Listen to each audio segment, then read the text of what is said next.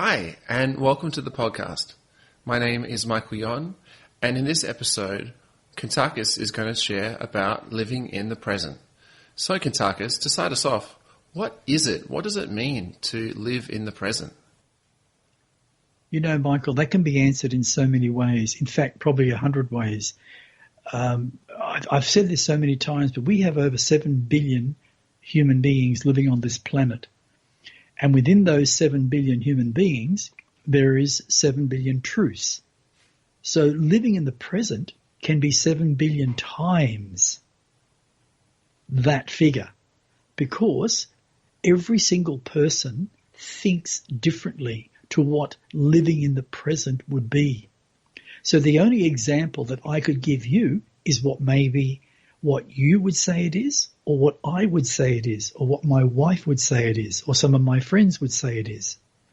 But living in the present means you're not concentrating your energies through negative emotions of those experiences from your past. Because a lot of people bring that past into their present. Now there's how would you put it? There's three little, let's try to use our imagination. And let's put a little line about, let's say a metre long in our imagination. And on the left end, we put a little cross. Then we go to the other end on our right and we put a little cross. And then we come to the centre and we put a little cross. We have on the left, the past. In the centre, the present. On the end, the right, is the future. Now, where should a person be actually living? What would you say, Michael? I would say in the middle. Exactly. So that is the present moment. Isn't that true? Yeah. Okay. When a person lives in the present, they then have the ability to be balanced and know what they're going to create for their future. Even if they don't fully understand the things that are going to occur in their life, or they can't see the future, but they are still going to create that future from the present. There are many people on this earth, and I'm not joking, there are a lot, who actually create their present and their future from the past. I know people who live in the past and they can't change. I know people who live in the future because they can't stand the present, because their life is full of chaos, full of tension, stress, depression, anger. There's not enough happiness. So what people do, they try to live beyond the present and try to visualize how they would like to see their life. In one way, that's not so bad. But when you try to live beyond the present and not take responsibility for what you are and what you've created in your life, then your future will end up identical to your present. If not, it has come from your past and followed you all the way through. A very wise person, a being, said to me one time, a very long time ago, if you can see the reality of what you've done in your life right here, right now, then you are prepared to create your future. But if you see your reality from your past experiences into the present, it means you're going to create the same reality because of the level of understanding and thinking from your past in your future.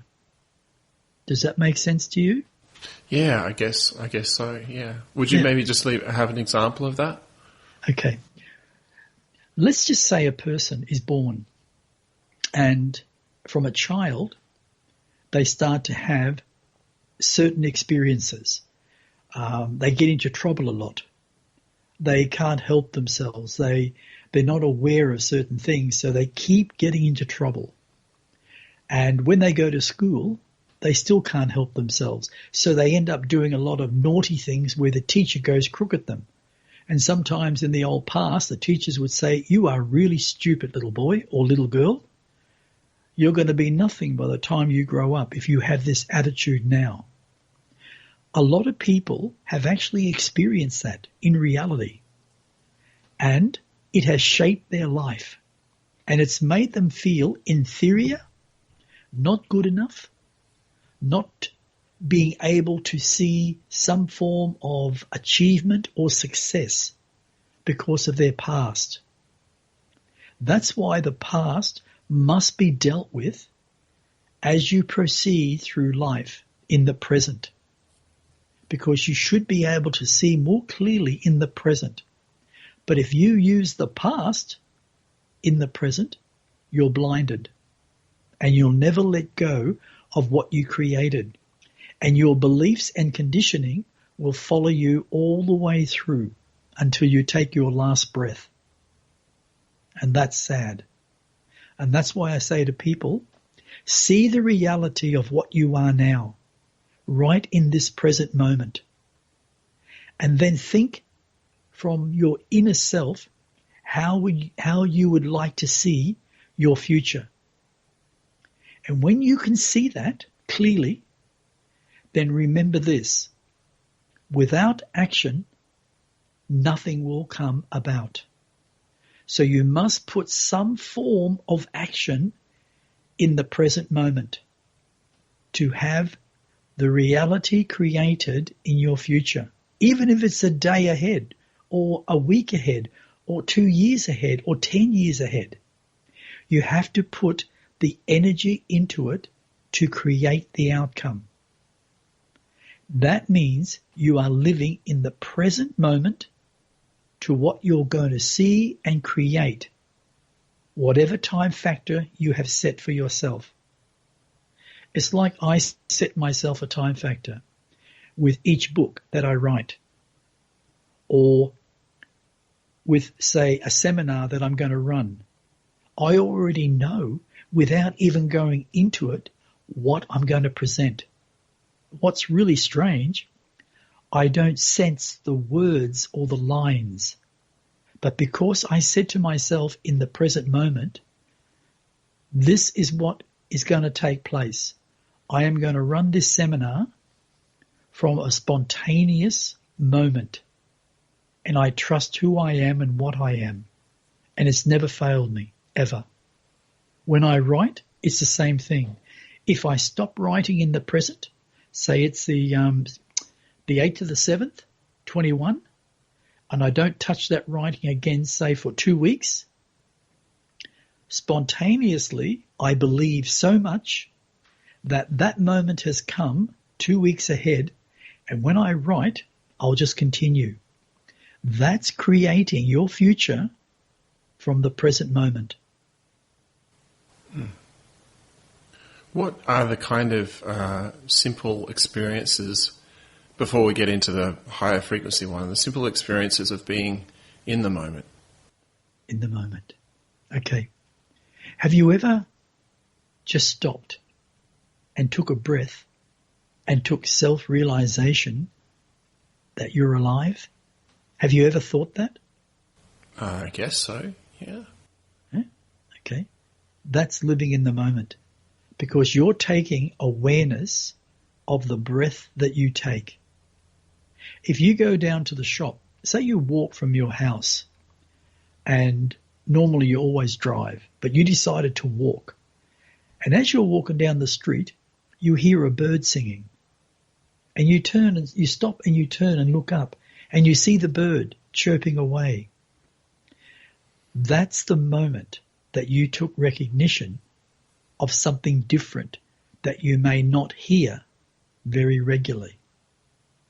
You get down to the shop and you see this dog running like hell and gets hit by a car right out in front of the car.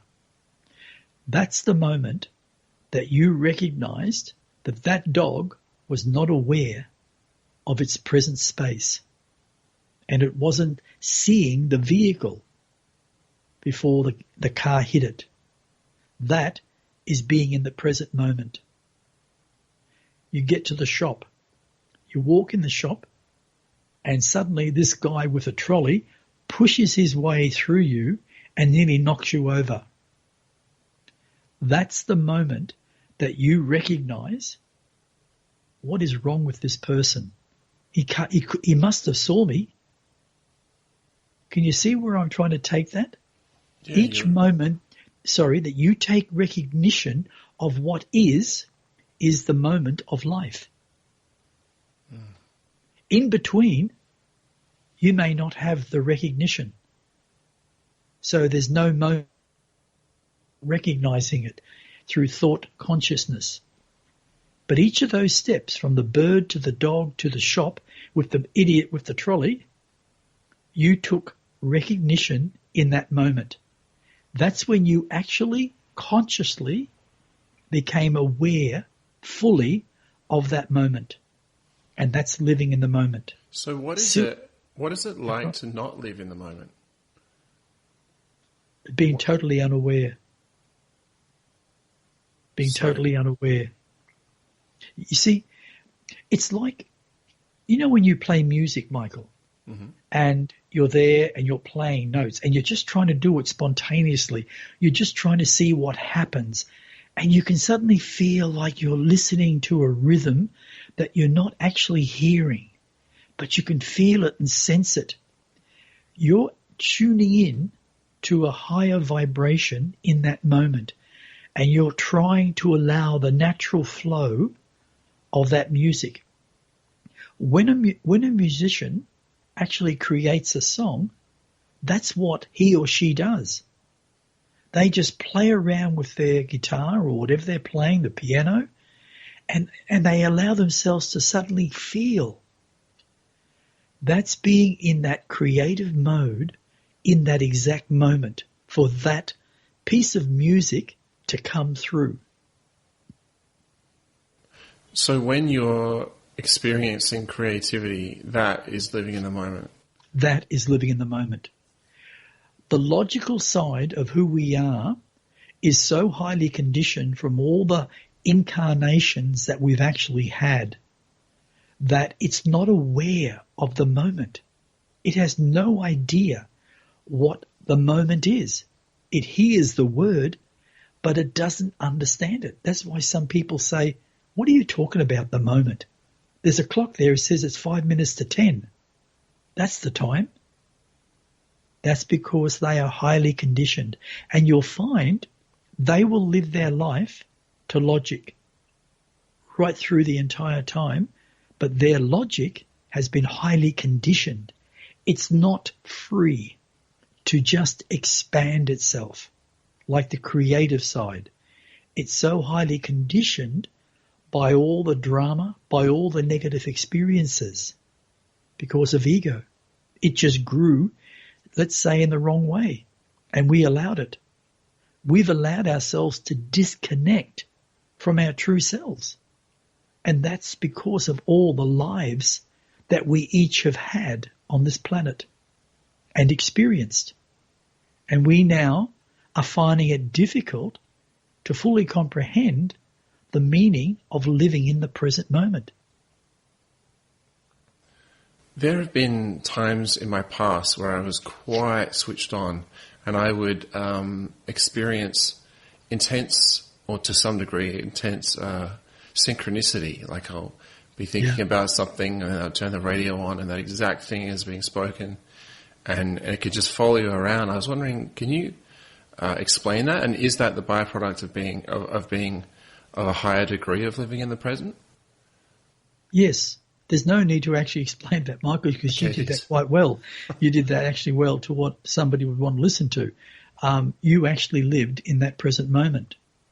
But it's amazing how, like, the world, like your reality literally just kind of hugs you around you. It just surrounds you and, like, everything goes so well. And, like, you can relate it to luck, I reckon.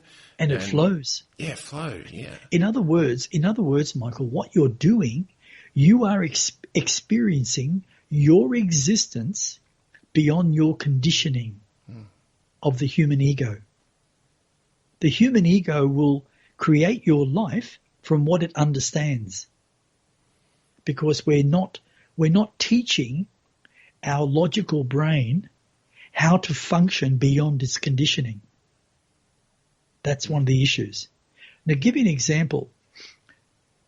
If you want to know if something is true or not,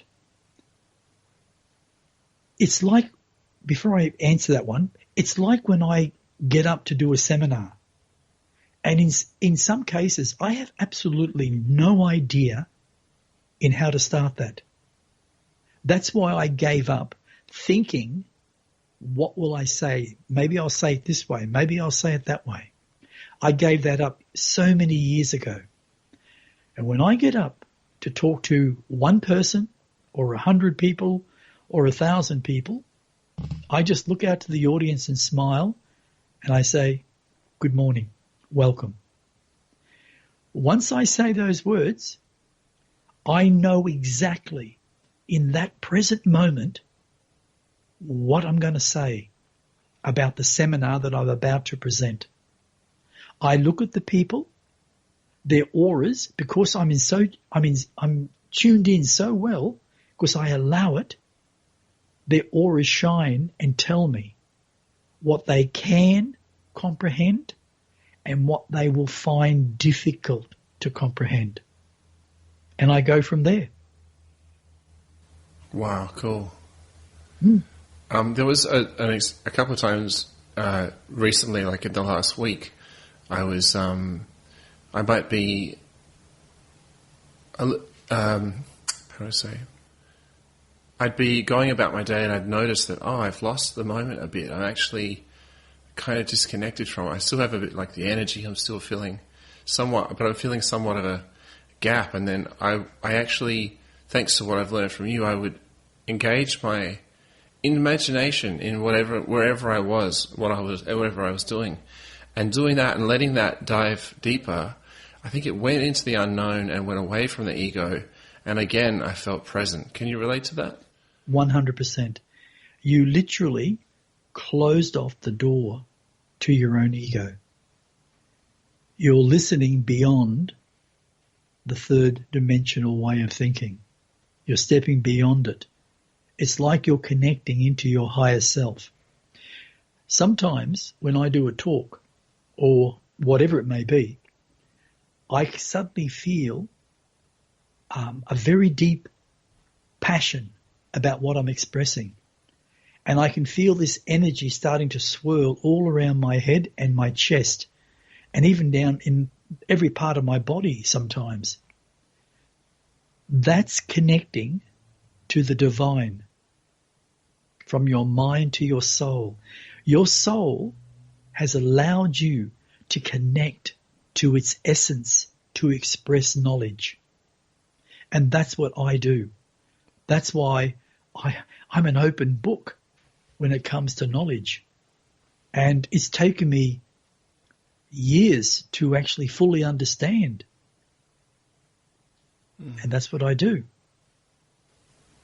I had a real agenda with this episode that I wanted to ask you about your concentration on your heart, the way that you do it practically constantly, and how one might become more conscious of doing that. I figure you're going to say, well, do it more and more and you'll get a greater sense of it.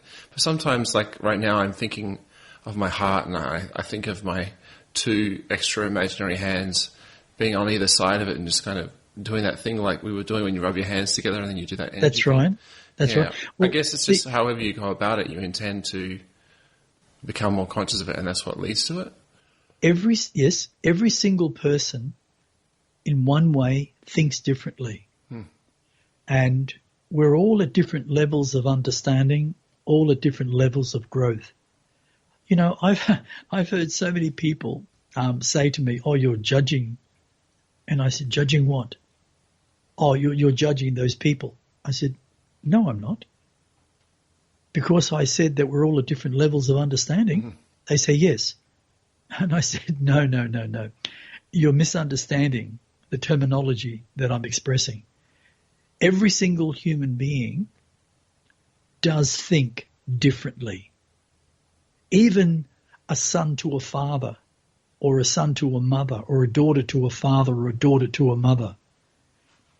You may learn so much from your parents, but you're still an individual. You're a singular vessel that is pure energy, and you have a body, a physical body that you're existing within, and that's what you're coming to grips with, to learn to understand how your body feels, how your body ticks.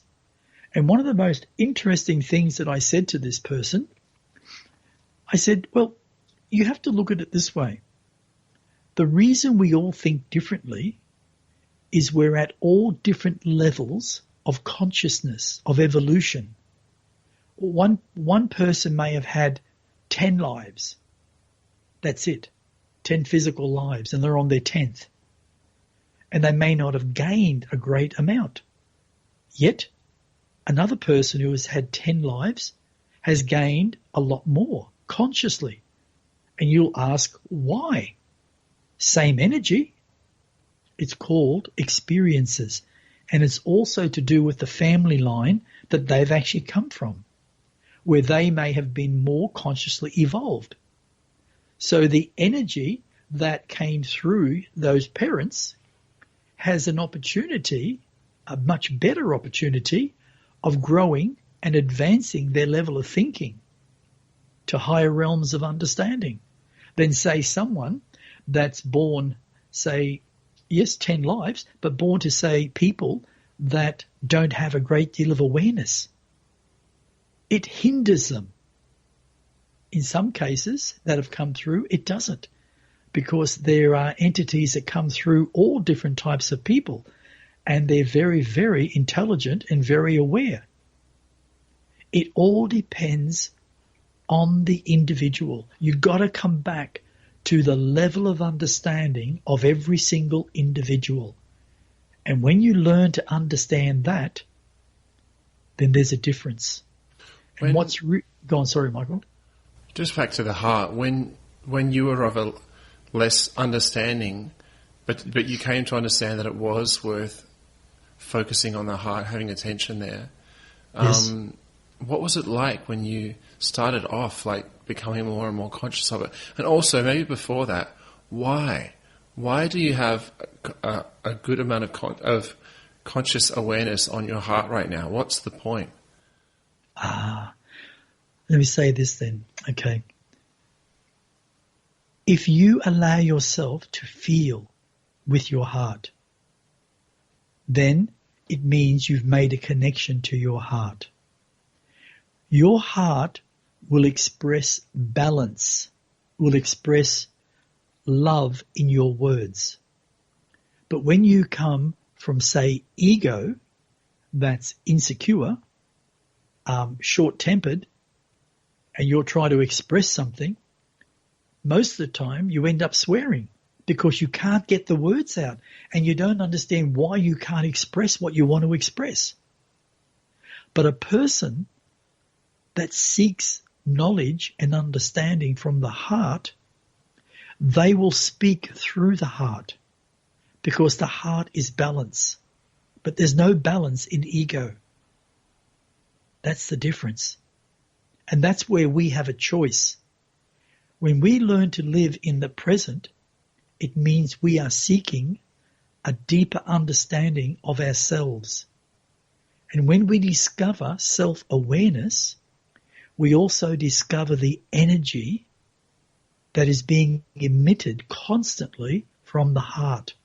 Most people don't feel it because they've never been taught that the heart is an energy swirling constantly. And the more we learn to love who we are and accept who we are as a being from the heart, it's like we're becoming the heart. It's like my father, Yankis Kardis. He is the most, honestly, I mean, I know he's my physical father, my spiritual father. He is the most balanced, loving being that I have ever known. And yet I had an entity called Narishua, and he's now born in Russia. And he was, to me then, back then, all those years ago, the most loving being because he came from the heart, and he always spoke about it. He says, come from the heart. Speak from the heart. Know your knowledge from the heart. Because there is a direct link from the heart directly through your mind to your soul. But when it comes to the logical side of who you are, there's no direct link.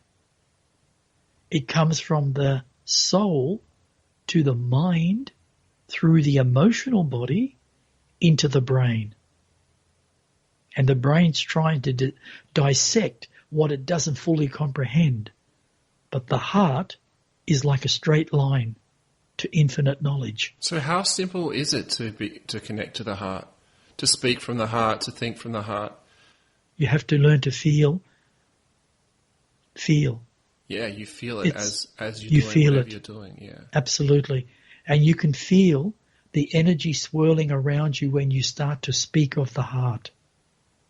It's like, you know how you're passionate about table tennis? Yep. And when you're playing, you become really passionate. And you can see the energy of the ball coming back and forth and you're hitting it. And it excites you because it's giving you something that may be missing in your life. But when you seek deeper to the knowledge of the heart, your playing will change. You'll start to feel as if the ball is just floating endlessly back and forth to you, and all you're doing is using your physical body to hit it. But in one way, you are hitting it with your heart. It's like when I train with swords, nunchucks, whatever. I can feel what I'm doing from the heart. And it's like the heart is traveling either through my right arm or my left arm. And I can feel my heart when I move my legs down so low and swing around with the sword. I can feel the love of my heart in my legs. When I feel powerful and strong, I can feel the love of my heart right throughout my body. But when I'm angry, I feel stupid. Because that's not me.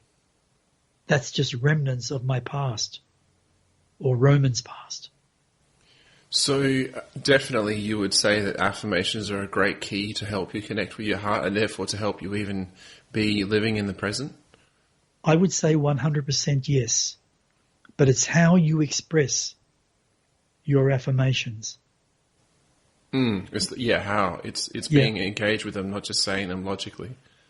No, that's right. If I say this, for instance, let me just give me a moment to give what I'm going to say. Okay. If I say this, I live in the now, in the present moment of my own reality. Every moment that I create is my responsibility, and I take ownership of that now. I am an infinite being of light, living in this physical existence of my body. But I still am infinite in all things. And from my heart, I express who I am, the divine. Just say, if you say things like that, the more you say it with meaning and passion, you start to really connect to that heart center that most of us as humans have let go of. And the reason we have let go is because we have lived so many lives and we have killed so many people in all the wars that humanity has created and all the violence right throughout human history, that we've lost the connection to the knowing that our heart is real. And we now live in a conditional sense of the heart, that we place conditions on everything we do and ask, because that's the way we have become. And we race around with our bottoms on fire most of the time because we can't seem to get everything done. And when we can't, we look at the reason why, and we always look to blame others for our shortcomings, whether it's our children, whether the children are blaming the parents, or we're blaming the neighbours, or we're blaming where we work, or our girlfriend, or whatever. But that's what we do. And the reason we do it is because we're not connected to the divine, the energy of the heart. And that is living in the present. Wow. Wow, excellent. Engaging in imagination. We spoke about that a little earlier. That's Yes. another way of getting of connecting to the present, isn't it? Yeah. Yeah, okay. I'll give you a little. This is what happened to me a very long time ago. It just come back into my mind. It happened to me a very long time ago, and I remember asking this entity that came to me. It was an alien entity, beautiful, angelic-looking type of entity. It was a male, but there was a female directly behind him, but a long distance away, and it was like they were connected. But for this scenario, it was just meant to be a male.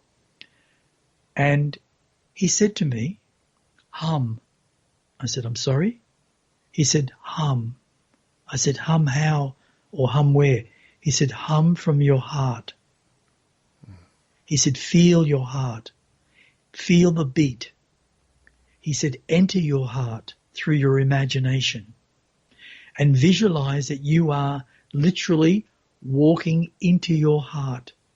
See your heart as you believe it to be, out in front of you, but a very large version, and see it pumping. Know that it is alive, and then walk into it. And as you walk into it, listen to the humming and take note of the beats. Every beat is life. Every hum is life. Every breath is life. When you make that connection, you will know that you have found your heart. That's what he said. It might sound, foolish to a lot of people. A lot of things sound foolish, Michael. The spiritual side sounds so foolish to so many people on this planet. That's because they're ignorant. Now, yes, people who are going to listen to this and say, wow, he's calling me ignorant. If you fit that category, absolutely. Because you've conditioned your life so highly that you're not connected to the one thing that can set you free. And that's your heart. I would challenge anyone if they wanted to make that connection. And I would help guide anyone if they wanted to understand their heart. But I can't make it happen. I can only guide. Who can make it happen? Only you, the individual. When you do that, it means you are living in the present. When you can stop all the confusing chattering that's happening in your logical brain in every moment of every breath, constant chatter, constant thoughts, constant confusion, leading to depression, leading to stress, leading to anger, because we have created ourselves into what they call the box of confusion, and we don't know how to get out of it. The heart will lead you in the right direction. The reason I can say that with such confidence is because I was there and I connected, because I believed that the heart was so much more. To me, finding your heart in that present moment is living in the present. And living in the present, if you want to assist yourself in being better at it, you can meditate in the stillness and connect with your heart there, right? Absolutely. Let me just give you a very quick little meditation. Is that okay? Yeah. Okay. All right. Now, this is for anyone listening, but not driving a vehicle. You never ever drive a vehicle or use machinery of any type if you're about to close your eyes and meditate. And even if you're going to keep your eyes open, you still don't do it. So if you're sitting, then you can listen. If you're not, please don't. Now I want you to take a deep breath. And as you breathe in, naturally you'll feel the air going into your lungs. But also feel that this same air is actually entering into your heart. Just being sucked up by your heart to give it oxygen. Take another deep breath. Hold it for a few moments. Feel it and let it go. Exhale. Think about the size of your heart. How big your heart would be right now inside your body. Use your imagination, your greatest gift. It doesn't matter if you don't see it, just believe. I want you now to visualize that your heart spiritually is coming out of your chest directly in front of you. And I want you to say to your heart, I want you to grow 200 times larger than what you are. And through your imagination, see your heart growing, expanding, growing, expanding, growing, expanding. And all you can see in front of you through your imagination is one massive heart pumping. I want you now to stand spiritually and walk towards your heart. First, I want you to wrap your arms around your heart and say thank you. Then I want you to step inside as if you can just pass through your heart within it. And as you look around, you see hundreds of little vessels. And you can notice this red, like blood, passing through all those vessels. And as you listen, you can feel the perfect beat of your heart. Listen to it. And take note that in every beat, you have life physically. I want you now just to sit. Just sit down, and I want you to listen.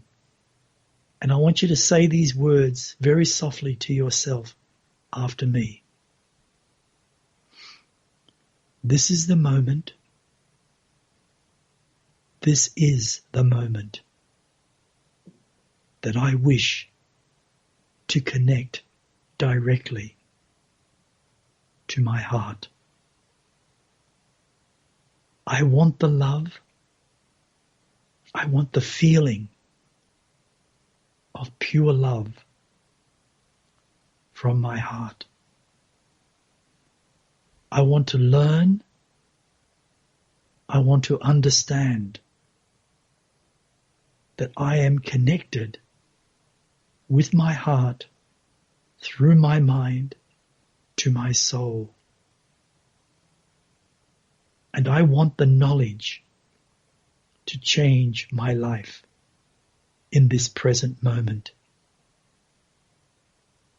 I love who I am. I forgive myself for all the things that I misunderstood and did in my life, right up to this present moment. I can't change it.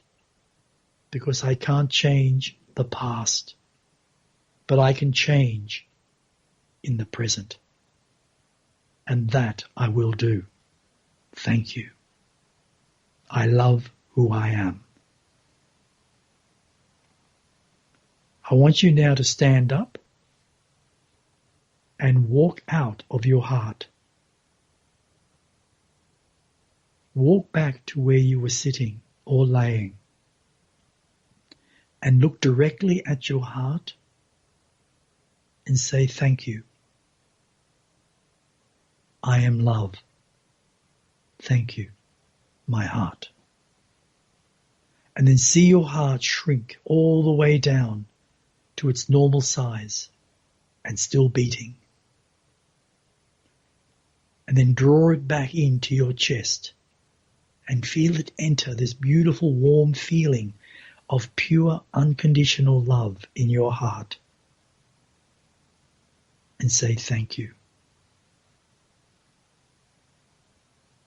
I am a changed person because I have found my heart.